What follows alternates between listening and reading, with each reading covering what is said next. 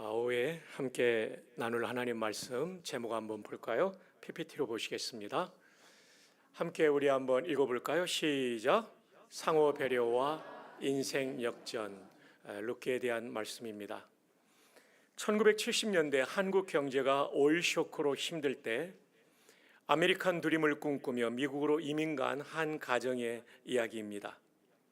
LA 정착하여 남청 여바의 눈물 젖은 이민의 삶을 시작했습니다. 남청 여바는 아무리 학력이 높아도 언어의 장벽 때문에 그들은 전문직을 가지기가 어려워서 남자는 빌딩을 청소하고 여자는 자바 시장에서 재봉틀을 돌리며 바느질을 하며 그들의 삶을 영위하고 있었습니다.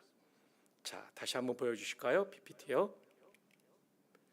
그런데 안타까운 일이 벌어졌어요. 이 남편이 밤새 2개 내지 3개 빌딩을 청소하는데 새벽에 청소를 마치고 퇴근하다가 101 고속도로에서 교통사고로 거기서 현장에서 숨을 거두게 됩니다. LA에 가면 로즈힐이라고 하는 굉장히 큰 공원 묘지가 있는데 거기에 사랑하는 남편을 이역말리 미국 땅에서 묻어야 했던 이 부인의 슬픈 사실을 우리가 짐작할 수 있을 겁니다. 그러나 여인은 인생을 포기할 수 없었어요. 왜냐하면 2명의 아들이 있었기 때문에 이 아들들을 놓고 하나님 앞에 기도하며 정말 이 아들들이 미국 땅에서 꿈을 펼치도록 기도하며 자녀들을 잘 키운 결과 2 아들이 USC와 UCLA를 졸업하고 그리고 정말 좋은 직장에 취업을 하게 되었고 이제 결혼하여 가정을 단란하게 이루었습니다. 그러던 어느 날 제가 LA에 살 때 가장 아름다운 비치는 산타바바라 비치입니다. 북쪽으로 약 1시간여 정도 운전해 가면 있는 비치인데 정말 아름다운 비치입니다. 거기에서 여름 휴가를 보내던 중에 비치에 앉아 있는데 갑자기 그 청소년 하나가 바다 가운데 빠져가는 것을 보게 되었어요. 2 아들이 뛰어들어서 그 청소년을 구해냅니다.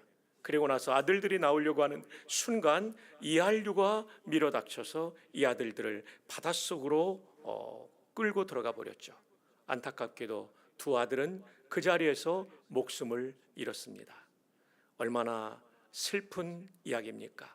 이 여인의 아메리칸 드림은 산산조각이 난 것 같습니다. 여러분 얼마나 슬픈 이야기입니까? 그러나 이 이야기는 실화가 아니라 룻기 1장을 제가 현대적으로 각색한 것입니다. 이렇게 슬픈 이야기가 룻기입니다. 나오미는 이민 간 땅에서 그 모압 땅에서 사랑하는 남편과 2 아들을 잃어버립니다. 1장 5절을 보면 말론과 기련 2 사람이 다 죽고 2 아들의 이름입니다. 그 여인은 2 아들과 남편의 뒤에 사실은 남편이 먼저 돌아가신 거죠. 그래서 집안에 남자가 모두 죽어버린 이 상황을 이 본문은 보여주고 있습니다. 이렇게 룻기는 모든 희망이 사라진 가정에 찾아온 하나님의 은총을 보여줍니다. 종교개혁자 존 칼빈은 이런 얘기를 했습니다. 이 역사는 하나님의 무대요, 하나님은 감독이시며 우리는 배우라고 했습니다. 그러면 하나님께서는 어떤 사람을 역사 속의 주역으로 캐스팅하실까요? 사실 성경은 인생 역전 드라마로 가득 차 있습니다. 보십시오. 요셉 형들에게 팔려가죠. 형들에 의해서 이집트로 노예로 팔려가게 되죠. 얼마나 참 비극적인 인생이 시작됩니까? 열심히 일했더니 인정을 받아서 총무가 되고 살만했더니 그 집 여주인 그 아줌마 때문에 또 고생하고 감옥에 누명을 쓰고 들어가죠. 감옥에 들어와서도 열심히 일하는 가운데 왕의 최고위 비서관 중에 하나인 술과 떡을 관리하는 비서관을 만납니다. 어느 날 그들이 꿈을 꿉니다. 아무도 해석할 수 없는 상황 가운데 요셉이 해석해 주죠. 떡을 관리하는 비서관은 죽임당할 것이고 술 맡은 비서관은 살아날 것이다, 석방될 것이다, 다시 쓰임받게 될 것이다. 그리고 이 꿈이 이루어지는 날 저를 기억해 달라고 이렇게 말했는데 술 맡은 비서관이 이것을 까마득히 잊어버리죠. 그는 잊어버렸지만 하나님은 그를 역사의 무대에 들어올릴 시간이 되니까 파라오에게 꿈을 꾸게 합니다. 누구도 파라오의 꿈을 해석하지 못할 때 술 맡은 비서관이 기억합니다. 감옥에서 내 꿈을 해석해 줬던 요셉. 그래서 요셉을 천거하여 그가 일약 이집트의 총리가 되는 기가 막힌 역전 드라마가 요셉의 인생 속에 있지 않았습니까? 다니엘의 인생은 또 어떻습니까? 포로로 끌려간 기구한 인생이 되었지만 왕의 인재 개발 프로그램에 선발되어서 그는 좋은 교육과 좋은 식사를 먹을 수 있었죠. 그러나 그는 우상 숭배를 거부했고, 그리고 하루에 3번씩 예루살렘을 향한 창문을 열어놓고 기도하는 일을 포기하지 않았어요. 포로의 땅에서도 그는 신앙의 정체성을 지키며 하나님과 동행하는 삶을 살았죠. 라이벌들이 있었습니다. 다니엘을 제거할 만한 다른 이유가 없자 그의 신앙을 걸고 넘어가게 되었고, 그는 왕의 칙령을 받고도, 다른 신에게 기도하면 죽인다는 칙령을 받고도 그는 기도를 멈추지 않습니다. 마침내 그는 사자굴에 던져집니다. 왕을 비롯한 수많은 사람들이 생각했습니다. 다니엘의 인생은 이제 끝났다. 그러나 사람의 끝에 하나님의 새로운 역사가 시작되죠. 사자들의 입을 막으셔서 다니엘을 살리시고, 왕이 와서 살아계신 하나님의 종 다니엘아, 내가 여전히 살아있더냐? 왕이여 만세주를 하옵소서. 내가 섬기는 여호와께서 나를 살리셨나이다. 그리고 그를 모함했던 라이벌들은 사자굴에 던져지고 그들이 땅에 닿기도 전에 벼가 부서지고 사자들이 그들을 물어서 죽이는 기가 막힌 역전 드라마. 이게 다니엘의 인생 역사 아닙니까? 에스더의 역사는 어떻습니까? 하만의 계략에 하여 모든 유다 민족이 몰살을 당할 때 에스더가 죽으면 죽으리이다, 죽으면 죽으리이다 작정하며 기도할 때 하나님께서 역사를 반전시키죠. 그래서 잠 못 이루는 밤, 시애틀의 잠 못 이루는 밤이 아니라 아하수에로 왕의 잠 못 이루는 밤에 역대일기를 읽고, 그리고 암살 기도를 파악했던 모르드게의 공로를 기억하며 모든 스토리를 하나님이 만들어 가셔서 마침내 하만은 장대에 달리고 유다 민족은 살아나는 이 불임절의 아주 드라마틱한 인생 역전 드라마. 성경에는 이렇게 수많은 역전 드라마가 많이 있습니다. 그런데 역사상 가장 강력한 역전 드라마는 무엇일까요? 저는 예수 그리스도의 부활이라고 생각합니다. 죽은 지 사흘이나 되었던 소망 없던 그분이 부활하심으로 죽음을 이기는 인생 최고의 역전 드라마를 쓰신 것입니다. 그런데 하나님께서는 왜 나오미와 룻에게 인생 역전 드라마를 허락하셨을까요? 그것은 한마디로 말하면 하나님 마음에 쏙 들었기 때문이에요. 그것이 무엇일까요? 지금부터 추적해 보십시다. 자, 룻기 1장 6절 함께 읽어요. 시작.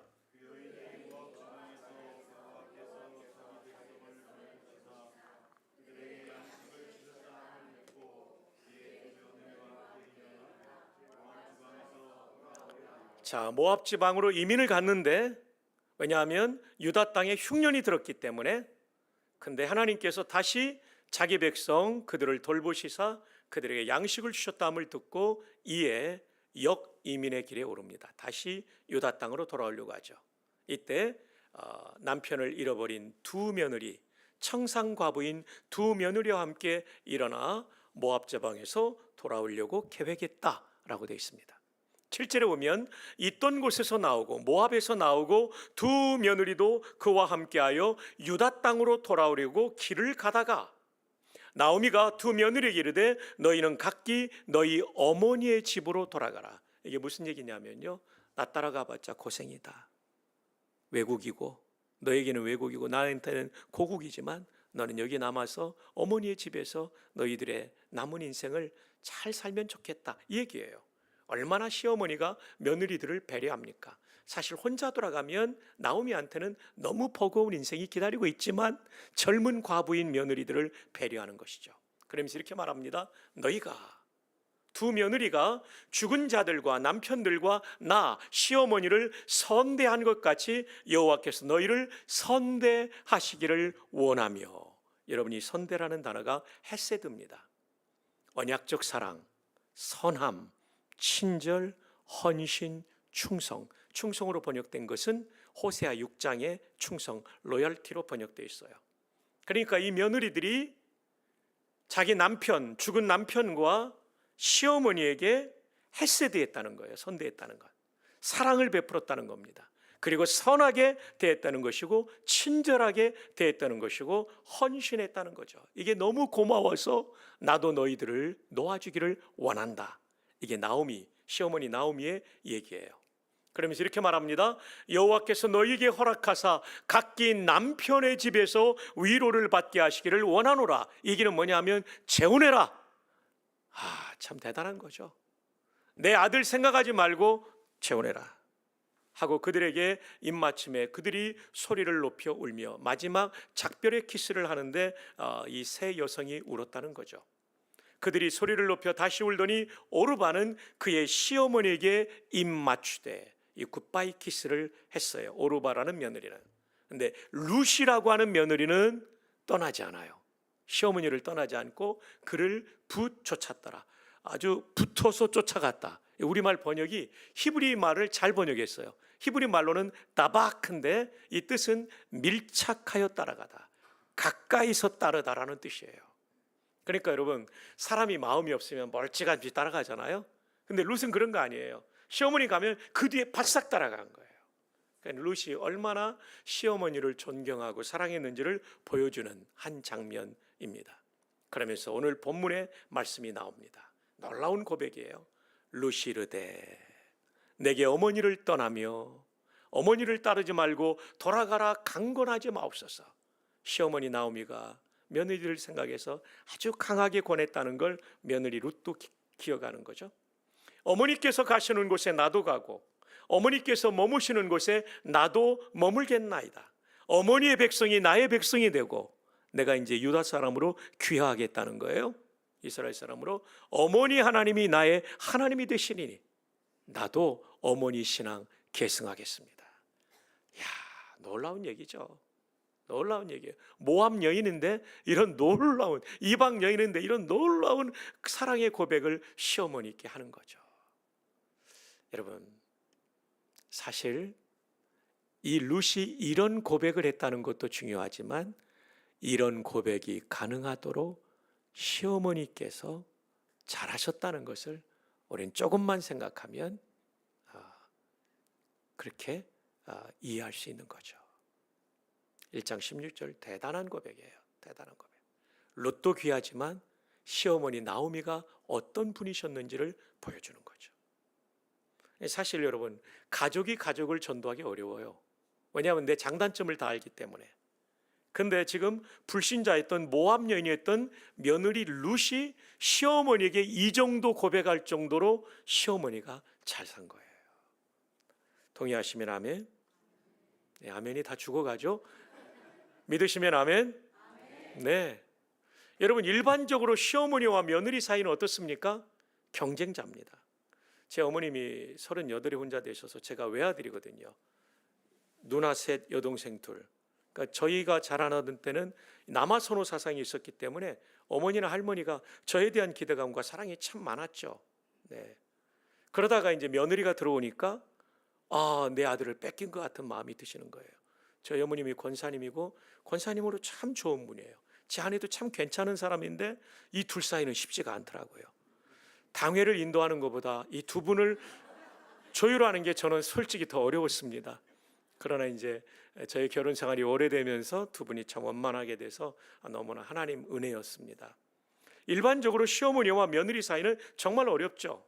여러분, 배려라는 책이 있습니다. 한상복 선생이 쓴 배려, 마음을 움직이는 힘. 마음을 움직이려면 배려해야 된다는 거죠. 237쪽에 이런 내용이 나와요. 배려는 경쟁까지도 넘어설 수 있다. 경쟁자의 관점에서 보고 마침내 경쟁자를 더 나은 길로 인도한다. 보통 우리는 경쟁자, 라이벌이 있으면 그 사람 못 가게 만들잖아요. 그 사람 중간 탈락하게 만들잖아요. 근데 진짜 좋은 사람은요, 그 사람의 길을 더 나은 길로 인도해요. 배려하는 사람은 경쟁자를 더 나은 길로 인도하는 거죠. 예수 믿는 사람이 이렇게 살아야 되지 않겠습니까? 아멘이죠? 근데요, 저는 이 책을 읽으면서 나오미하고 룻이 생각나더라고요. 서로 더 나은 길을 인도하는 거예요. 보세요. 나오미는 얘들아, 나 따라가면 생고생이다. 그러지 말고 저 친정 쪽으로 가서 재혼해라. 이야, 더 나은 길로 인도하는 거죠. 그죠? 룻은 또 어떻게 합니까? 어머니 가는 곳에 나도 가고, 어머니 머무는 곳에 나도 머물고, 어머니의 백성이 내 백성이 되고, 어느 어머니 하나님이 내 하나님이 될 것입니다. 야, 이건요, 시어머니한테는 진짜 가슴을 울리는 감동의 언어였을 거예요. 이 두 여인의 배려. 저는 삼여전도회가 이렇게 서로 배려하는 여전도회 되기를 바랍니다. 주 안에 우린 하나, 모습은 달라도. 오늘 찬양 인도하는 분 너무 잘하더라고요. 와, 어디 계세요, 그분? 네. 어딘가 뒤에 계시는데 너무 잘하시대요. 그리고 서로들 정말 웃으면서 하시고, 저도 목사님하고 오랜만에 이거 한번 해봤습니다. 이거 사진 찍혔어요, 사모님한테. 너무 좋더라고요. 뒤에 빨간 옷 입으신 권사님하고도 우리 셋이 또 했습니다. 배려. 이건 경쟁까지도 넘어서는 거예요. 경쟁자의 관점에서 보고, 그러니까 내 관점이 아니에요. 내 라이벌인데 저 사람한테 뭐가 좋을까, 뭐가 유익할까, 이 관점으로 본다는 거죠. 여기 시어머님들도 계시죠? 며느리 관점으로 보는 거예요. 며느리 계시죠? 시어머니 관점으로 보는 거예요. 어머니 혼자 가시면 저 얼마나 힘드실까, 인생이. 며느리 나 따라가면 나는 아직 남편도 죽고 계대 결혼도 못하는데 이 며느리 평생 혼자 살아야 되는데, 서로의 관점으로 보는 거죠. 이게 마음을 움직이는 힘, 위대한 성도의 모습이 되는 것이죠. 지금 나오미와 룻에게서 이런 배려를 보는 거죠. 이 모습을 보시는 하나님께서 어떤 생각을 하셨을까요? 이야, 쟤들이 나 닮았네. 하나님 감동하시는 거죠. 그래가지고 감동하면 캐스팅하게 돼 있죠. 뽑게 돼 있죠. 그러니까 여러분, 이런 삶을 우리가 사는 게 중요한 거죠. 일반적으로 어려운 상황을 만나면 자꾸 책임을 추궁합니다. 누가 책임 소재 있는가.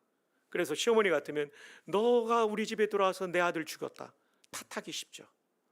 이제 며느리 입장에서 어머니가 그렇게 해가지고 내 남편 죽었어요, 이렇게 할 수 있잖아요. 근데 정말 좋은 사람들은 탓하지 않아요. 배려가 사라지는 상황에서도 나오미와 룻은 어떻게 했냐면 그 순간에도 배려해요. 지금 이 가정이 완전히 밑바닥까지 떨어진 거거든요. 이거 뭐 소망이 없는 집 아닙니까? 시아버지 돌아가셨지, 이미 결혼 전에. 그 다음에 남편들 다 죽었지. 아무런 고대의 여성들은요, 경제력이 없기 때문에, 그래서 계대 결혼도 나온 건데, 이거 진짜 희망이 없는 거거든요. 그런 가운데도 배려한다. 하나님이 크게 기뻐하시는 거죠. 믿음은 어려운 상황에서 누군가의 책임을 추궁하는, 탓하는 것이 아니라 서로를 믿음으로 배려하는 겁니다. 이때 하나님께서 영광을 받으시는 거예요. 우리 예수비전교회 모든 성도들 그럴 수 있기를 바랍니다. 특별히 삼여전도회가 모범을 보이시기를. 그래서 오늘 혼신 예배하는 겁니다. 여러분, 김효셉 목사님이 김장한 목사님 장남입니다. 저랑 똑같이 1961년생인데요 우리가 소띠입니다. 61년생인데 이분이 자라날 때, 제가 초등학교 때 혼혈아들은 굉장히 놀림을 많이 받았어요. 흑인 혼혈아든 백인 혼혈아든. 근데 김효셉 목사님은 엄마가 미국 사람이에요. 트루디, 백인이에요. 아버지는 한국 사람인데 외모가 미국 사람처럼 생겼으니까 코가 높아가지고 맨날 뺑코 놀림받아가지고 학교 갔다 와가지고 온돌에다가 그냥 코를 묶고 잔 적도 있대요. 주여, 오늘 코가 낮아지게 해주십시오, 내 친구들처럼. 얼마나 놀림을 당했는지 자존심이 바닥이었어요. 근데 초등학교 4학년 때 어머니의 고향인 미시간에서 1년을 보내요. 왜냐하면 아빠가 안식년이었기 때문에. 김장한 목사님이요. 거기 가서 이제 1년을 보내니까 전학을 갔겠죠. 딱 들어가서 첫 수업을 하는데, 이야, 참 어려운 수업을 하게 된 거예요. 김효셉은 아빠가 하도 강조해가지고 한국말 읽기, 쓰기, 말하기 너무 잘하고요. 영어는 엄마하고 얘기를 하다 보니까 듣고 말하는 건 되지만 문장을 쓸 때는 정확한 알파벳을 못 쓰는 한계가 있었어요. 근데 첫날 수업이 뭔지 압니까? 선생님이 뉴스페이퍼 하면 일어나게 하면 일어나서 NEWSPAPR 칠판에 쓰게 하면 이 뉴스페이퍼를 써야 되는 거예요. 수업 시간에 딱 들어가서 긴장을 하는 거죠. 나는 한국말을 읽고 듣고 쓰기를 잘하는데 영어는 읽고 말하기는 되지만 쓰는 건 잘 안 되는데 설마 처음은 나를 시킬까? 야, 근데 사고가 일어나고 말았어요. 요셉이 일어나 앞으로 나와라. 선생님이 자기를 지목한 거예요. 책상에서 일어나서 나오는데요, 거의 도살장으로 끌려가는 소처럼. 저희가 소떼 아닙니까? 한 걸음씩 천천히 나오기 시작했어요. 선생님이 이리 오라고 그래가지고 딱 섰는데요, 오줌이 마려운 거예요. 막 오줌 쌀 것 같은. 왜 너무 긴장하면 우리 소년 때 그러지 않았을까? 오줌 쌀 것 같은 이런 상황이 된 거예요. 그런데 김요셉을 살리는 말씀을 하십니다. 선생님이 이런 얘기를 하세요. 얘들아, 내가 몇 주 전에 한국에서 오는 선교사님 아들 얘기했지? 요셉이가 그 선교사님 아들이야. 요셉은 우리 미국이 아니라 한국에서 자라났기 때문에 영어도 잘하겠지만 한국말을 정말 잘한단다. 그래서 요셉이한테는 영어로 쓰는 것을 시키지 않겠어. 요셉이에게 한국말로 쓰게 하겠어. 요셉이가요, 마음이 샥 풀립니다.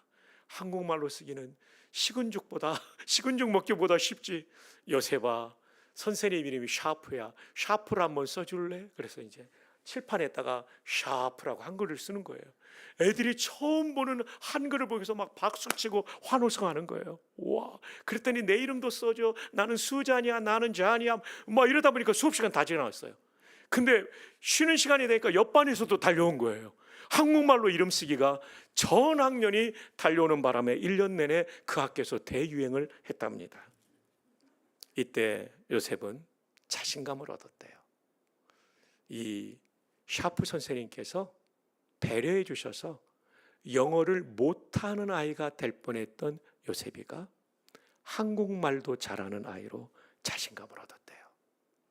그래서 한국에서 자라나면서 받았던 모든 상처, 그로 인한 열등감, 이게 다 씻어지고 트리니티 대학에서 최연소 기독교 교육학 박사학위를 전액장학금으로 졸업하고 학위를 받는 일에 바로 이 샤프 선생님의 배려가 큰 역할을 했다라고 말씀하여요.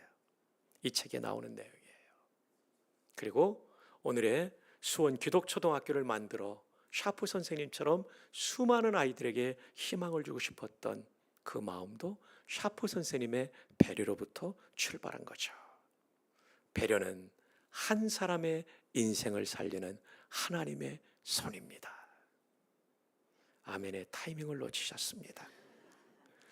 우리 예수비전 교회가 지금도 너무 배려를 잘하세요.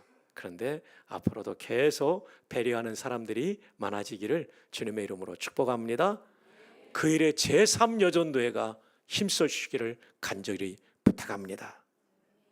제3여전도회만 아멘을 한번 크게 합시다. 간절히 부탁드립니다. 됐습니다. 강사를 배려해 주셨습니다. 한 이민교회 부목사 부부의 배려입니다. 사실 저희 부부 얘기를 한번 하려고 합니다.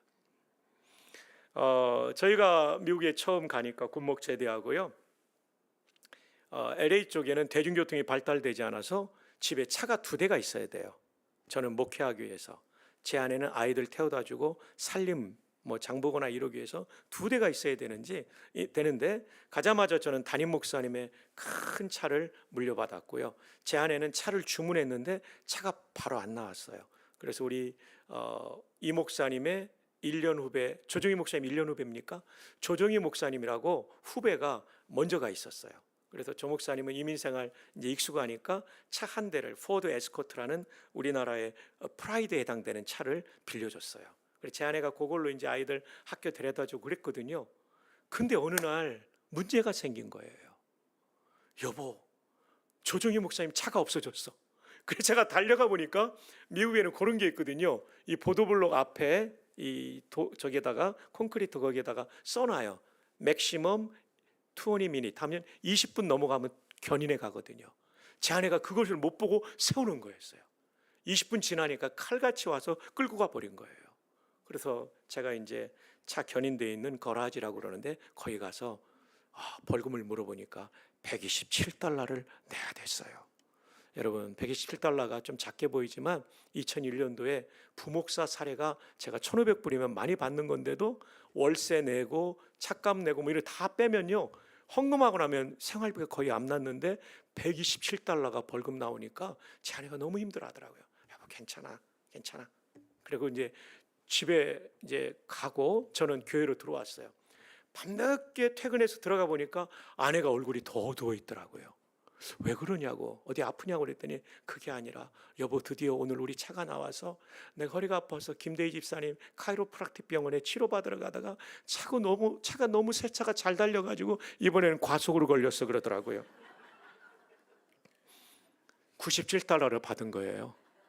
그러니까 하루에 총 224달러 벌금을 받으니까 주부가 얼마나 힘들었겠어요.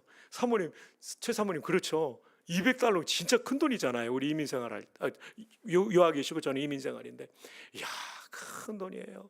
근데 아내가 너무 힘들어했는데 제 마음속에 이런 마음을 주시더라고요. 나 때문에 안 오겠다는 아내를 데리고 미국 왔는데 아내가 치근해 보이더라고요. 그래서 어깨에 손을 얹고 이런 말 했어요. 여보, 우리가 뭐든지 배우려면 수업료 내야 되는데 우리 미국 막 왔잖아. 미국 생활 배우는 수업료 낸 셈 칩시다. 그랬더니 아내 얼굴이 환해지더라고요. 제가 나무라지 않고.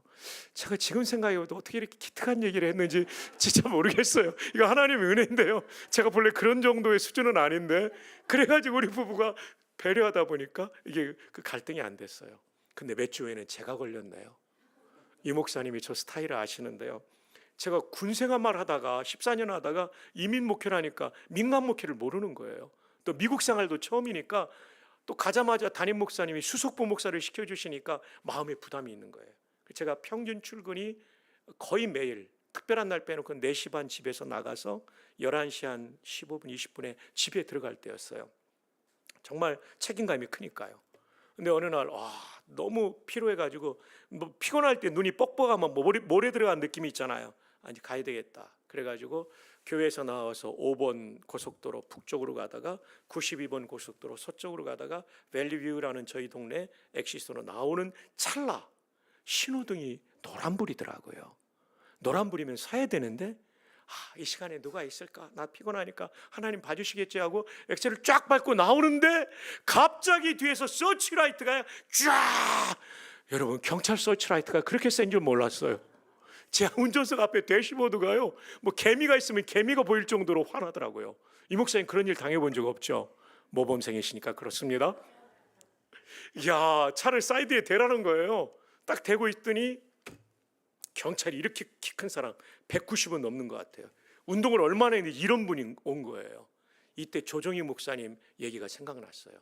형님, 경찰이 봤을 때 먼저 운전면허증 꺼내려고 가슴에 그 패스포트나 이런 거 드라이브 라이선스를 끊으려고 하면, 면허증 꺼내려면 총알 날아옵니다. 절대 핸들 잡고 있으시오. 그게 순간 생각나더라고요. 떨면서 핸들을 딱 잡고 있었죠. 경찰이 똑똑똑 하더라고요. 유리창문을요. 내리라고 해서 내렸어요. 라이선스 달라고. 그때 이제 꺼내서 줬어요. 뭐 하는 사이죠? 패스터고 짧은 영어로 내가 새벽부터 여기까지 너무 피곤해가지고, 그때 노란불이었는데 나 너무 피곤해서 지나왔는데 그게 빨간불로 바뀌어가지고 참 미안하게 됐다고 좀 봐달라고 하니까 알겠다고 그러더라고요. 근데 이 사람이 얼마를 뗐는지 한번 보십시오. 280달러를 뗐습니다. 왜 그러냐면 이 목사님 아시지만 또 미국 생활 하신 분 아시지만 신호 위반이 사고율이 제일 높기 때문에 높아요. 280달러. 거기다가 벌금이 또 벌점이 30점이에요. 벌점이 60점이 되면 면허 정지, 서스펜션이 들어가요. 그럼 LA는요, 뉴욕 이런 데하고 달라가지고 발이 묶이는 거예요. 그러니까 이것도 벌점을 30점을 없애기 위해서 교육을 받으려면 교육비가 50달러예요. 저는 하루에 총 330달러를 벌금을 이제 내게 된 거예요. 그리고 또 하나 좀 참 쑥스러웠던 거는, 이거 30점에 벌점을 없애려고 50달러 내고 교육 받으러 갔는데 하필이면 남가주 사람이 청년이 거기 또 앉아 있더라고요. 순두부 사주고 미안하다고 목사가 뭐 보면 된다고 그랬는데요. 어쨌든 그날 밤에 제 아내한테 딱 들어가니까 왜 이렇게 얼굴이 어둡냐 그래서 여보 나도 먹었어. 얼마 먹었냐고 그러더라고요. 280달러인데 교육비까지 아마 300달러 넘을 거야. 그랬더니 아내가 그러더라고요. 여보 우리는 이것까지 닮았네. 우리 미국 생활 배우는 수업료 공통으로 낸 셈 칩시다. 그래서 그달 저희 가정의 벌금은 554달러였습니다. 굉장히 힘든 한 달을 보냈습니다만은 배려하니까 행복했던 거죠. 여러분 한번 따라합시다. 배려가 위기를 이깁니다.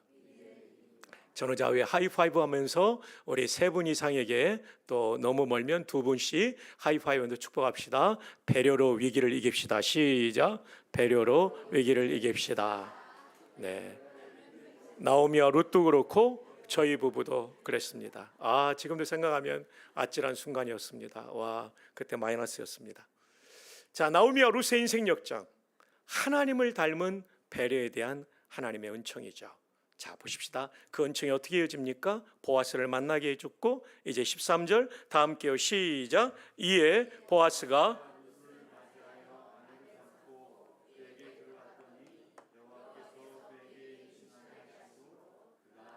네, 하나님께서 이런 은총을 주세요. 그래서 이런 얘기를 듣죠. 여인들이 나오미에게 이르되 찬송할지로다 여호와께서 오늘 내게 기업 물을 자. 기업 물을 자는 뭡니까? 고대 아까 말씀드린 대로 남편이 죽고 남편의 형제들도 없을 때는 가까운 친척이, 형제가 있으면 형제가, 그래서 과부가 된 사람의 생계를 책임져주고 혈통을 이어주는 제도, 고엘이라고 부르죠. 리디머, 구속자, 구원자라고 하는데 사실 최고의 고엘은 예수님이시죠. 예. 근데 이 고엘이 바로 여기에서는 보아스였던 거죠. 없게 하지 아니하셨도다. 이 아이의 이름이 이스라엘 중에 유명하게 되기를 원하노라. 자, 15절 여러분이요. 시작. 이는 내 생명의 회복자이며 내 노년의 봉양자라. 곧 너를 사랑하며 7 아들보다 귀한 내 며느리가 낳은 자로다. 야, 서로 배려하는 가운데 이런 귀한 역사가 일어납니다. 우리가 믿는 하나님 여호와는 서로 배려하는 사람들을 기뻐하십니다. 그 하나님 여호와의 모든 능력을 동원하여 그들에게 인생 역전을 주십니다. 그렇다면 여호와 하나님은 어떤 분이실까요? 이 내용은 중간고사에 나올 수 있기 때문에 마지막에 스마트폰으로 찍어주시기를 바랍니다.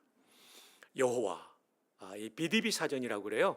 히브리어 영어 사전인데요. 원어 사전을 렉시콘이라고 하는데, 편저자가 브라운 드라이버 브릭스 세 사람이어서 그 첫 글자를 따서 BDB 사전이라고 부르죠. 여호와라는 이름의 뜻을 사실 코로나 때 하나님 이름 시리즈 금요기도 설교하면서 연구하다가 본 겁니다. 여호와라는 이름은 이스라엘 하나님의 고유한 이름, 프라퍼 네임입니다. 엘로힘이라는 이름은 이방신을 가리키기도 합니다. 그러나 여호와는 우리 믿는 하나님에게만 쓰입니다. 엘로힘은 아마 이 목사님 천사들도 가리킬 때가 있었죠, 시편에. 그러나 여호와는 오직 우리가 믿는 하나님만을 가리키는 고유한 이름이다. 그 다음 두 번째, 여호와라는 이름의 뜻은 생명을 주시는 분. 코로나 때 진짜 이 하나님 이름 시리즈 할 때 이 여호와에서 제가 엄청 힘을 얻었어요. 코로나로 인해서 감염되고 힘들어하는 성도들이 있지만 하나님께서 힘을 불어넣어 주시면 살아난다. 그리고 또 하나는 교회가 출석도 제대로 못하고 막 침체일로 있었잖아요. 하나님께서 한국교회 생명 불어넣어 주시면 다시 살아난다. 할렐루야. 와, 생명을 주시는 분. 그리고 창조자이시죠. 그 다음에 절대적이고 변함이 없으신 분, 그분은 정말 절대자예요. 여러분, 절대자라는 게 뭡니까? 상대자와 반대예요. 상대자는 나보다 강한 사람 앞엔 약자고, 이게 상대적이죠. 나보다 약자 앞에서는 강하지만 절대자는 누구 앞에서도 약자가 아니에요. 어떤 문제도 해결하지 못할 문제가 없어요. The absolute one, 절대자.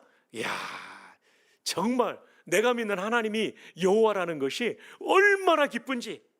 하나님 그렇습니다. 지금 한국교회가 힘들고 어렵다고 하고 교회에 대한 이미지가 안 좋고 그렇지만 절대자이신 하나님이 도와주시면 한국교회 다시 부흥할 줄 믿습니다. 와, 이런 믿음이 막 생기더라고요. 오늘 여러분께서도 이 믿음이 꼭 있기를 바라요. 그리고 우리는 변덕을 부리지만 하나님은 변덕 부리지 않아요. 우리가 돌아가면 항상 그 자리에서 우리를 기다리고 계시는 아버지, 우리를 품으시고 세임 주시고 다시 쓰시는 아버지. 와, unchangeable one. 너무 감사하죠. 네 번째로는 자기 모순이 없는 분이에요. self consistent, 자기 모순이 없다는 뜻이에요. 여러분, 우리는 모순이 있습니다. 옛날에 한 말과 지금 한 말이 틀릴 수가 있어요. 충돌될 수가 있어요. 그러나 하나님은 창조 이전부터 지금까지 그분의 뜻이 모순되지 않고 그분은 완전한 지혜로 우리를 인도하시기 때문에 여호와를 믿고 나가면 실망할 일이 없죠. 모순이 되지 않으니까. 그리고 변함이 없이 영원히 사시는 분, ever living의 하나님이에요. 와, 여호와. 여러분, 저도 죽고 여러분도 죽어요. 아멘 안 해도 죽는다고 어제 말했죠. 우리 다 죽어요. 우리가 우리 자녀손들 책임 못 져요. 우리는 유한하기 때문에. 그러나 하나님은 영원하신 분이기 때문에 이 여호와 하나님께 기도한 제목은 자녀손들의 일생에 반드시 이루어질 줄로 믿습니다. 영원하신 여호와, 이 여호와를 우리가 의지해야 되는 거죠. 다섯 번째로는 자존자, 스스로 존재하시는 분. 본질상 이름을 부여할 수 없어요. 왜냐하면 너무 크신 분이기 때문에 이름 하나에 하나님의 그 어떠함을 다 담을 수가 없어요. unnameable 하신 분이에요. 불가해하신 분, 맞아요. 구원에 있어서나 신앙생활에 있어서 하나님은 충분히 자신을 우리에게 드러내 주시는 계시를 해 주시지만 우리 모두가 그 누구도 하나님을 다 알 수는 없는 거죠. 아마 일하는 목사님께 들으셨겠죠. 어거스틴이 삼위일체를 연구하는데 다 이해가 안 되는 거예요. 그래서 어느 날 아프리카의 북부의 바닷가를 거니고 있는데 아이 하나가 모래성을 쌓고 바가지로 바닷물을 퍼담는 거예요. 얘 너 뭐하니? 이 세상에 있는 모든 바닷물을 여기 담을 거예요. 그리고 이 아이가 사라져 버렸어요. 이 택도 없는 얘기 아닙니까? 어떻게 작은 모래성에 5대양의 물을 다 담겠어요? 이때 하나님께서 깨우치신 거죠. 내 작은 머리에 하나님을 다 담을 수 없구나. 여기서 우리 개혁신학의 중요한 태도가 나오죠. 성경이 가는 데까지 가고 성경이 멈추는 데 멈춘다. 맞아요. 우리 모두는 하나님을 온전히 다 알 수 없는, 하나님은 위대하고 광대하고 크신 분이시죠. 여러분에게 시험 문제를 낼 때는 2, 3, 4번만 쓰도록 낼 겁니다. 생명을 주시는 분, 절대적이고 변함이 없으신 분. 그렇죠. 그 집에 생명이 다 끊어진 것 같은데 여호와께서 함께 하시니까 나오미와 룻의 배려를 보고 하나님이 쓰시니까 생명이 살아나는 거예요. 아이가 태어나는 거예요. 정말 이 집에 아무런 소망이 없는데 절대자이신 하나님이 도와주시니까 이 가문이 회복되는 거죠. 할렐루야. 오늘도 하나님께서, 여호와께서 여러분의, 우리의 하나님이 되십니다. 여러분의 가정에 아무리 어려운 문제도 절대자께서 도와주시면 해결됩니다. 죽은 것 같은 가문도 다시 살아날 수 있습니다. 여호와. 와, 이 뜻 정말 힘이 되었습니다. 그래서 이 여호와께서 나오미와 룻을 캐스팅하시니까 룻이 오벳이라는 아들을 낳습니다. 그리고 오벳은 이새를 낳습니다. 이새는 다윗 왕을 낳습니다. 그리고 다윗 왕의 오랜 후대 가운데 비로소 예수 그리스도께서 탄생하신 것이죠. 그러니까 모압 여인 룻을 통하여 그토록 기다렸던 메시아가 오시는 거죠. 야, 여러분, 저는 룻이 오벳을 낳은 것만이 역전 드라마가 아니라 더 길게 봐야 된다고 봐요. 예, 무려 사사시대니까 이때 사사시대 1000년이 넘는 후에 이루어질 예수 그리스도의 출생을 통한 하나님의 그 위대한 역전 드라마. 이야, 기가 막힌 거죠. 마태복음 1장 1절입니다. 아브라함과 다윗의 자손 예수 그리스도의 계보라. 살몬은 라합에게서 보아스를 낳고 보아스는 룻에게 오벳을 낳고 오벳은 이새를 낳고 이새는 다윗 왕을 낳으니라. 기가 막힌 역전 드라마입니다. 이제 말씀의 결론입니다. 상호 배려와 인생 역전, 이것이 오늘 헌신 예배 주제입니다. 인생 역전을 상호 배려할 때 하나님이 그들 관계 속에 베풀어 주신다는 거죠. 여러분, 이 문장은 제가 소령으로 25수단 군종 참모할 때 이필섭 장로님께서 합참의장을 막 끝내고 저희 부대 안보 강연에 오셔서 하셨던 말씀이에요. 막 합참의장을 끝내고 오셨기 때문에 우리나라 한반도를 중심으로 한 주변의 국제 정세와 군사력 비교, 이런 부분들, 그리고 예측되는 것들을 쭉 강연하시고 맨 마지막에 이 문장을 이 어른이 이렇게 암송을 하시더라고요. 쉬운 문장이어서 저도 암송하게 되었어요. 무슨 얘기를 했냐면은, 여러분, 진짜 위대한 사람은 권세를 부리는 사람이 아니라 배려하는 사람입니다. 이등병들을 잘 배려해 주십시오. 참 사성장군으로 옆에 한번 얘기하니까 감동이 되더라고요. 자, 우리 이 문장을 보십시오. You care for others. 당신이 다른 사람에 대해서 배려하는 것 is, 그것은 the measure of your greatness. measure가 척도죠. 당신의 위대함을 잴 수 있는 척도이다. 쉽게 말하면 진짜 위대한 사람은 배려하는 사람이라는 거죠. 이피소스 장로님은 이 말을 하실 자격이 있어요. 이분이 별넷 달기 전에 별셋 때 육사 교장을 하셨어요. 이 육사 교장 당시에 전속부관을 제가 국방대학원 부목사 할 때 석사과정 입학한 소령 집사님한테 들었어요. 본인이 전속부관일 때 이 육군사관학교에서는 1년에 한 차례 또는 두 차례 무궁화 회의를 한대요. 무궁화 회의는 뚜리스타들, 삼성 장군들이 함께 모여서 하는 회의인데, 이제 오전 회의를 마치고 점심 식사를 하는데 이 군대 식탁은 원탁인데요. 원탁 안에 또한 원탁이 있어요. 그 음식을 올려놓고 덜어서 먹는 거거든요. 그런데 식사를 시작하려는 찰나에 그 안쪽에 있는 원탁 밑에서 손가락 2마디만한 바퀴벌레가 떴대요. 나타났대요. 근데 하필이면 학교장 앞으로 나오더래요. 근데 학교장님께서 딱 손으로 덮든지 덮고는 누구도 보지 못하게 쫙 해가지고 발로 딱 밟아버리더래요. 그래서 이 전속부관 박철동, 그 당시엔 대위인데 박대위는 야, 오늘 식당 담당 주임원사는 죽었구나, 이런 생각을 했대요. 근데 오후에 회의 다 끝나고 안 부르시더래요. 다음 날로 안 부르시네요. 한 3일 지나니까 이 주임원사가 너무 떨리는 거예요. 왜냐하면 큰 사고를 쳤는데 이 책망을 안 받으면 더 큰 책망을 받겠다는, 처벌을 받겠다는 생각이 들어서 육사 교장 사무실을 찾았죠. 박 기자님, 정말 죄송합니다. 정말 죄송합니다. 죽을 죄를 졌습니다. 그랬더니 이피소스 장로님이 그러더래요. 아, 그래, 정말 이건 잘못한 거고 우리 학교 명예에 문제가 되는 건데 이번 한 번은 내가 봐줄 테니까 다음부터 조심하라고. 와, 박철동 대위가 옆에 있으면서 큰 감동을 받았대요. 그렇게 성경을 백독하신 장로님이신 장군이, 그 인격이 그렇게 그 원사, 부사관에서 높은 분 아닙니까? 그분을 배려하는 걸 보면서 큰 감동을 받았대요. 이분은요, 그것만이 아니에요. 군목들 만나면 중위 대위 목사님 만나도 깍듯하게 대하십니다. 지금도 기억나요. 제가 의정부의 역에 가서 이 어른을 모시고 사단장 승용차로 들어오는데, 목사님, 제가 군생활 거의 40년 했는데 합참의장 할 때 투스타들과 몇 달 동안 씨름하며 만든 계획들이 쓰레기통으로 들어간 걸 많이 봤습니다. 모든 것은 다 지나가는 건데 사람을 구원하는 일만은 영원한 것 같습니다. 이러면서 저한테 봉투를 50만 원짜리 주더라고요. 50만 원이 들어간 봉투를. 그때 적은 돈이 아닌데 그러시더라고요. 목사님, 적지만 연대 목사님들 밥 사주고 좀 사기를 앙양해서 전도 많이 해주십시오, 그러더라고요. 그리고 나서 부대 와서 강연한 내용 중에 이게 있었어요. Your care for others is the measure of your greatness.